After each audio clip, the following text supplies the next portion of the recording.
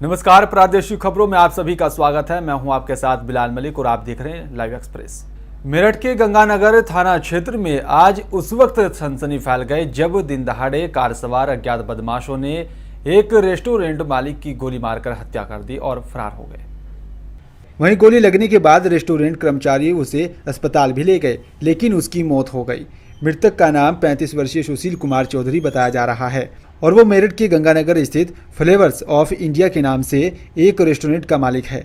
सूचना मिलने पर मौके पर पहुंची पुलिस ने अपनी जांच पड़ताल शुरू कर दी है और शव को पोस्टमार्टम के लिए भेज दिया गया है।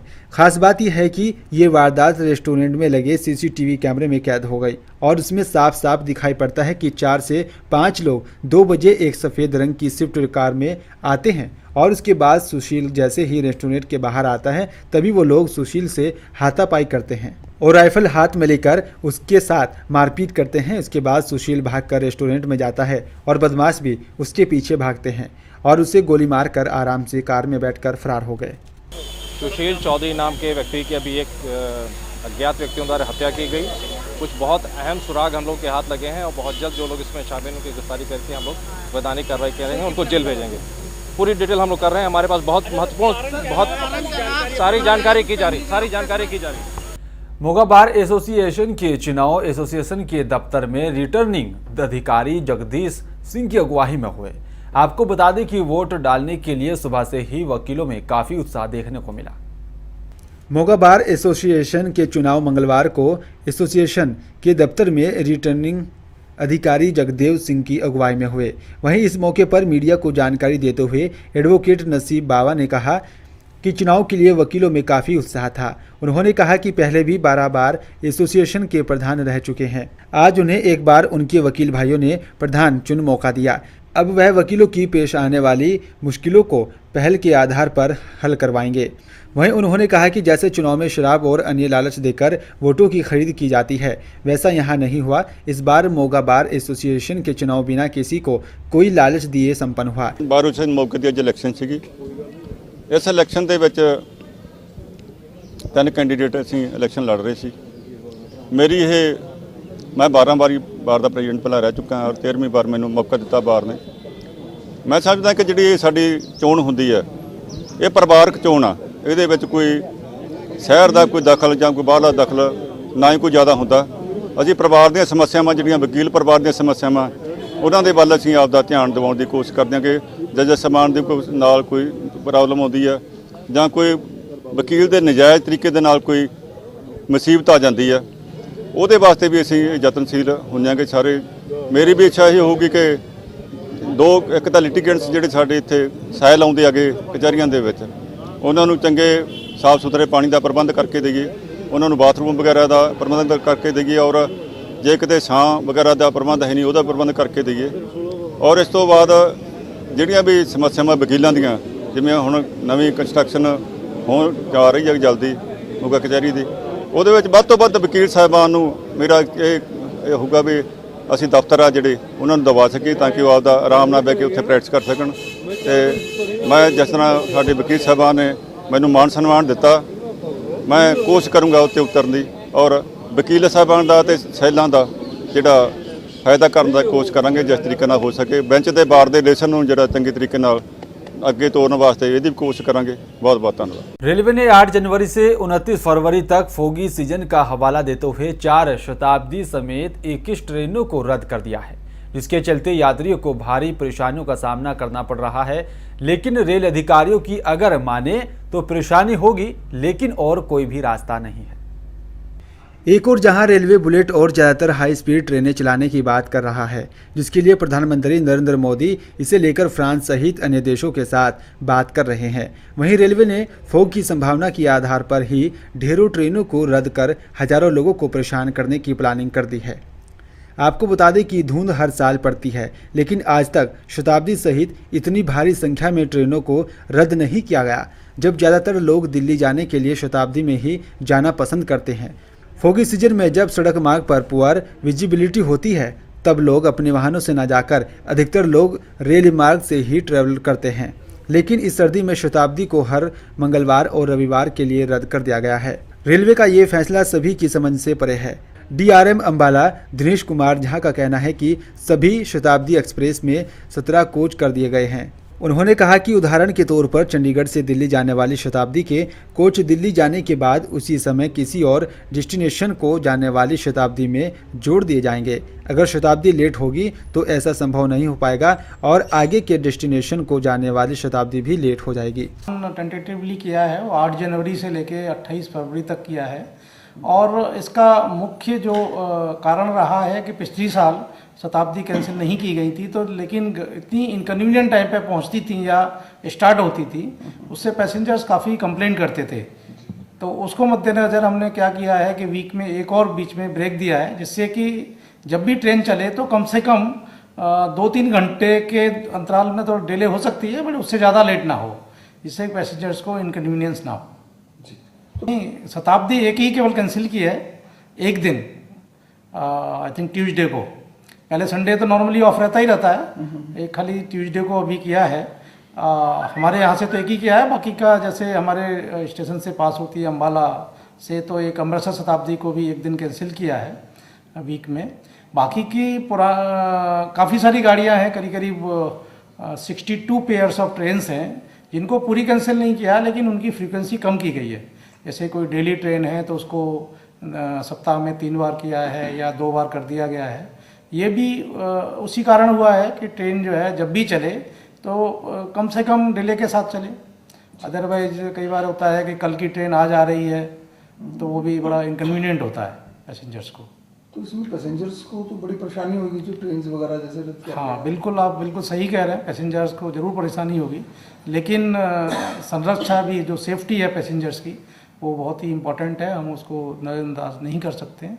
तो ये पैसेंजर्स की सेफ्टी और उनकी जो असुविधा जो उनको होती है उसको देख करके ये एक निर्णय लिया गया है। ये कब तक चलेगा ऐसे? बताया ना हमने, जो टेंटेटिव है 8 जनवरी से लेकर 28 फरवरी तक का है ये प्लान। इन बिटवीन अगर फॉग नहीं पड़ती, हाँ नहीं होगी तो हम रिव्यू कर लेंगे। यदि मान लीजिए 8 जनवरी और 28 फरवरी के बीच में यदि नहीं फॉग होती है तो ये डिसीजन को रिव्यू कर लेंगे।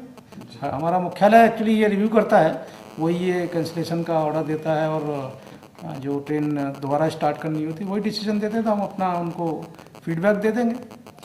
एक तरफ को देखते हुए ट्रेनों को कैंसिल किया जा रहा है। हाँ। तो इस बारे में आप क्या हाँ, देखिए टेक्नोलॉजी है, टेक्नोलॉजी आप हाई स्पीड चलाएंगे तो उसमें बेटर टेक्नोलॉजी ज़रूर आएगी, उसमें कुछ हद तक इसका फॉग का भी कुछ इलाज रहेगा। लेकिन यह कहना कि हाई स्पीड आने से फॉग में भी उसी कंडीशन में ट्रेन चलती रहेंगी वो मैं सहमत नहीं हूँ। इवन आप देखिए एयर ट्रैफिक को देखिए, एरोप्लेन भी देखिए, एरोप्लेन भी इतनी एडवांस टेक्नोलॉजी के बाद भी वो फॉग में ना उतर सकता है ना टेक ऑफ कर सकता है। तो ये फॉग तो एक ऐसी चीज़ है कि जिसमें कि ठीक है, यस स्पीड उतनी रेस्ट्रिक्टेड नहीं रहेगी या कैंसिलेशन कम होंगे लेकिन इनकन्वीनियंस तो हाई स्पीड के साथ भी होगी। लेकिन इतनी बड़ी गाड़ी रद्द होना, कैंसिल होना तो पहली बार हो रहा है ऐसा? नहीं, ऐसा नहीं है। मैंने पिछले साल का भी रिकॉर्ड देखा था, थोड़ा कम हुई थी लेकिन पिछले साल बहुत परेशानी हुई थी। पैसेंजर्स ने बहुत कंप्लेंट किया कि आप नहीं चला सकते तो मत चलाइए। तो इसीलिए इस बार हमारे मुख्यालय ने उसको पूरा रिव्यू किया है, उनका डिसीजन, फिर उन्होंने एक समझ सोच करके कोई डिसीजन लिया है।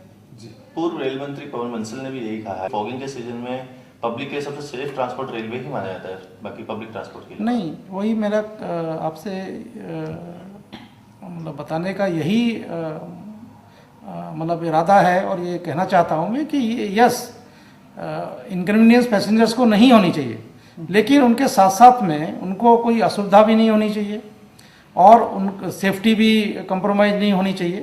तो ये दोनों इम्पोर्टेंट ये हैं कि हमने वही तो कोशिश की है, मतलब हमने पूरी ट्रेन कैंसिल नहीं की है, खाली शताब्दी को 6 दिन में से 1 दिन कैंसिल किया है तो बाकी के 4 दिन तो चलेगी वो, तो पूरी तरह से नहीं कैंसिल किया है।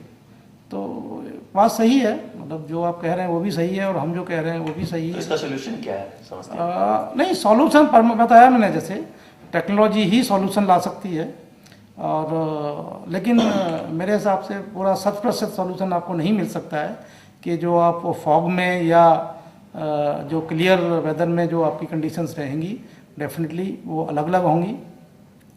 कितना उसका फॉग का असर पड़ेगा वो टेक्नोलॉजी की एडवांसमेंट पर डिपेंड करेगा। लेकिन ज़रूर आप ऐसा कोई टेक्नोलॉजी अभी तक नहीं है जो कि फॉग को बिल्कुल ही नज़रअंदाज करते हुए जो नॉर्मल कंडीशंस में रनिंग होती है उसको मेंटेन कर पाए।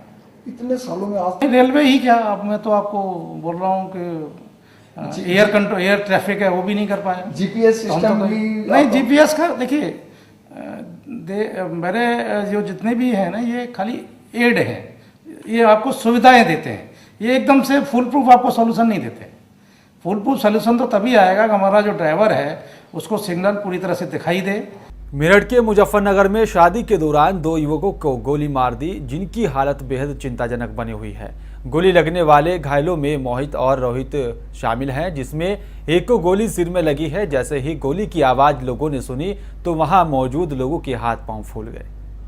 मेरठ के मुजफ्फरनगर में शादी के दौरान 2 युवकों को गोली मारकर युवक फरार हो गया। वहीं परिजनों का कहना है कि रोहित को गोली लगी है। गुड़चढ़ी के दौरान हादसा हुआ, जिसमें दूसरा मोहित है। अभी गांव के लोगों को यह नहीं पता कि यह गोली क्यों मारी गई। राहुल की गुड़चढ़ी हो रही थी, जो कि बारात हरियाणा जानी थी। बाहर से युवक ने आकर गोली मार दी। वजह अभी तक साफ नहीं हो पाई है। किसको गोली लगी है? ये जी रोहित को गोली लगी है और लड़के की शादी थी, और शादी में जो गुड़चड़ी होती जा रही थी तो कुछ दूरी पे एक लड़का आया, उस लड़के ने गोली चलाई और गोली चलाने से तो 2 बच्चों को गोली लगी। किस किस को गोली लगी है ये? एक तो रोहित को लगी, एक मोहित को लगी जी। ये रोहित और मोहित कहाँ के रहने वाले हैं? ये ग्राम रोनी हरजीपुर के रहने वाले हैं जी। ग्राम रोनी हरजीपुर के रहने वाले हैं जी। जो गोली चलाने वाला था ये बारात में शामिल था? नहीं जी, बारात में शामिल नहीं था जी। ये बाराती नहीं था? नहीं जी। ये मामला कहाँ का है? ये कहाँ से शादी में आए थे और किसके यहाँ पर आए? ये गाँव के ही हैं जी। किस गाँव के हैं? ये भी रोनी हरजीपुर के ही हैं जी। वो बारात मेरठ आई थी। मेरठ में किस जगह आई थी ये बारात? ये मेरठ नहीं आई जी, और ये तो बाहर जानी थी जी, हरियाणा में। उसमें क्या नाम, पंजाब में जी। अच्छा, गुड़चड़ी के दौरान? जी जी, गुड़चड़ी के दौरान जी बात। दूसरे का परिजन कौन है? अमन कुमार जी। अमन कुमार जी, गोली लगने का जो मामला आया है ये क्या था? ये शादी में था जी। किसकी शादी थी और कैसे गोली लगी है? शादी राहुल की हो रही थी जी, राहुल सुनो पप्पन जी। अच्छे से शादी हो रही थी जी, गुड़चड़ी हो रही थी जी। गुड़चड़ी के दौरान बच्चे देख रहे थे जी, एकदम से लड़का आया जी बाहर से और अत्तुसार इसने एकदम तो शूट करा, गोली मारी जी। पुलिस ने क्या कार्रवाई करी है? पुलिस ने तो कोई कार्रवाई नहीं करी अब तक जी। क्या आपने कोई रिपोर्ट लिखवाई? हाँ जी, रिपोर्ट तो लिखवाई थी रात। ये बारात कहाँ से आई थी और कहाँ पर बारात थी? नहीं आई थी जी, ये गुड़चड़ी हो रही थी गाँव की जी। कहाँ की थी और कहाँ पर जानी थी? ये हरियाणा जानी थी जी, रोनी की बारात थी, शाम के टाइम गुड़चड़ी हो रही थी जी। आप लोग कहाँ से आए थे बारात में शामिल होने? हम तो गाँव के थे जी, तो गाँव के देखने चल जाए गुड़चड़ी हो जा। अखिलेश राज्य में बदमाशों के हौसले लगातार बुलंद होते जा रहे हैं। बनियाठेर थाने के सामने एक घर में बदमाशों ने धावा बोलकर लाखों के माल पर हाथ साफ किया। वहीं विरोध करने पर घर के ही 2 युवकों को गोली मार दी। जनपद संबल के बनियाठेर थाना क्षेत्र के ग्राम बनियाठेर में देर रात तकरीबन 2 बजे आधे दर्जन बदमाशों ने घर में तांडव बोला। आपको बता दें कि घर लगभग 1 दर्जन लोग थे। सभी लोगों को बदमाशों ने बंधक बना लिया था। उसके बाद बदमाशों ने घर में लूटपाट शुरू कर दी। जब इस घटना का विरोध घर वालों ने किया तो गोली मार दी और मौके से फरार हो गए। एहसान के घर पे रात कुछ अज्ञात बदमाश घुसाए और ये परिवार सहित वहाँ पे थे।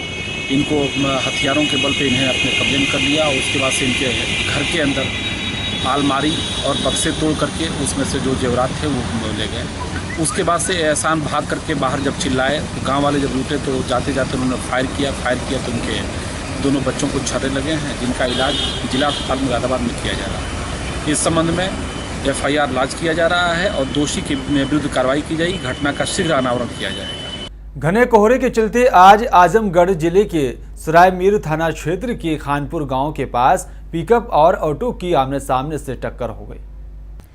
घने कोहरे के चलते आज आजमगढ़ जिले के सरायमीर थाना क्षेत्र के खानपुर गांव के पास पिकअप और ऑटो की आमने सामने से टक्कर हो गई। हादसे में ऑटो में सवार एक अध्यापक सहित 7 स्कूली बच्चे घायल हो गए। टक्कर के बाद स्थानीय लोगों की मदद से बच्चों को अस्पताल में भर्ती कराया गया, जहां 2 बच्चों की हालत गंभीर बनी हुई है, जबकि अन्य बच्चों को मामूली चोटें आई थी, जिन्हें प्राथमिक उपचार के बाद उनकी छुट्टी कर दी गई। सभी बच्चे सरायमीर थाना क्षेत्र के मदरसा इस्लाह के थे, जो पढ़ने के लिए मदरसे जा रहे थे। और फिलहाल प्रादेशिक खबरों में सिर्फ इतना ही। बाकी ताज़ा और तरीन खबरों को जानने के लिए आप देखते रहिए लाइव एक्सप्रेस।